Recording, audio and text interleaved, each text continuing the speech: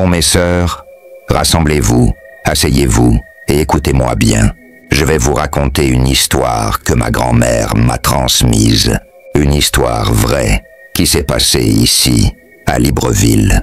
Elle me répétait toujours les mots. Ma fille, les mots sont comme des flèches. Une fois lancés, tu ne peux pas les récupérer. Alors, écoutez attentivement. Il y a longtemps, dans un quartier animé de Libreville, vivait une femme appelée Viviane.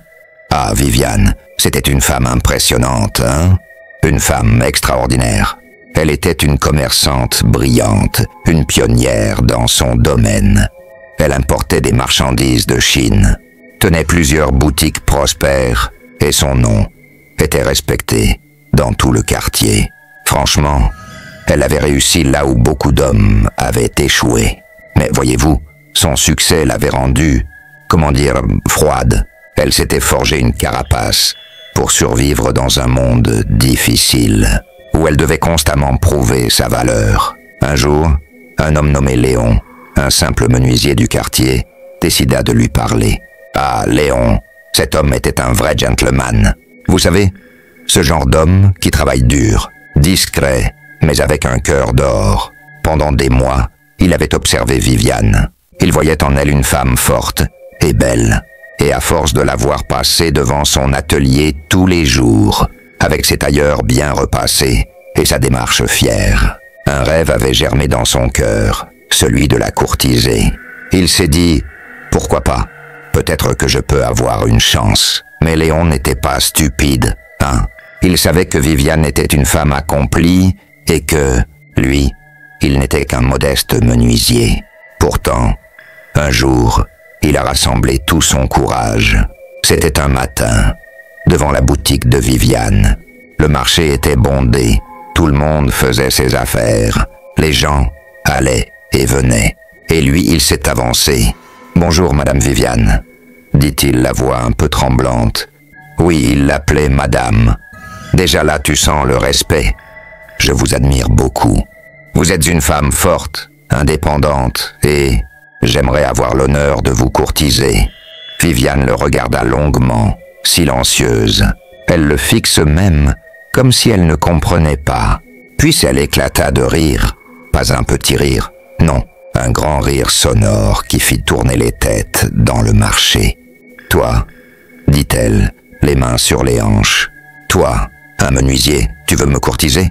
Un pauvre menuisier comme toi peut intéresser une femme comme moi. Tu n'es pas sérieux, hein? Regarde-toi, regarde-moi. On n'est pas du même monde. Va courtiser quelqu'un de ton niveau. Ne viens plus jamais me parler de ça. » Les rires des passants accompagnèrent Léon, alors qu'il repartait, la tête baissée. Mais dans son cœur, quelque chose s'était brisé. Vous savez, mes sœurs, ma grand-mère disait toujours « Un cœur blessé peut devenir une arme dangereuse. » Et c'est exactement ce qui est arrivé. Léon rentra chez lui ce jour-là, humilié et plein de honte. Au début, il essaya d'oublier. Vous voyez, la honte, c'est comme un feu qui brûle de l'intérieur. Il se concentra sur son travail. Mais les commérages, dans le quartier, ne lui donnaient aucun répit. Les moqueries, tout cela l'étouffait. Même les enfants riaient de lui quand il passait. Avec le temps, sa douleur se transforma en colère. Une nuit, incapable de dormir, il prit une décision dangereuse. Il se rendit à Nzengayong, dans un petit village où vivait Mamine Tene, une vieille femme connue pour ses pratiques mystiques. Quand il lui raconta son histoire, elle resta silencieuse. Puis elle demanda « Es-tu sûr de vouloir suivre ce chemin ?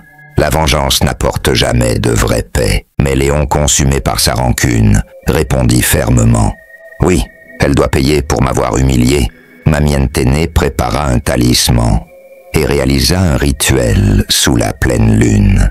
Avant de lui remettre l'objet, elle lui lança un dernier avertissement. « Ce que tu demandes reviendra vers toi d'une manière ou d'une autre.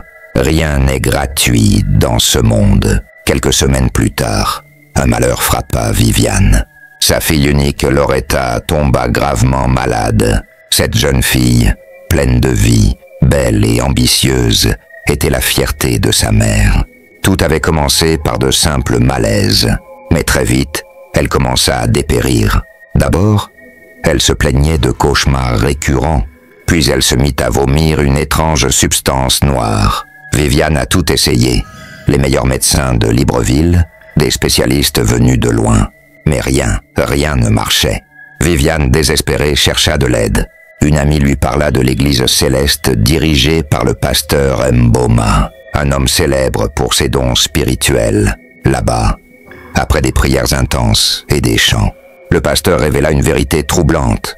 Cette maladie n'est pas naturelle. Un homme que vous avez humilié nourrit une rancune et une haine si profonde qu'il a invoqué une malédiction contre vous et votre famille.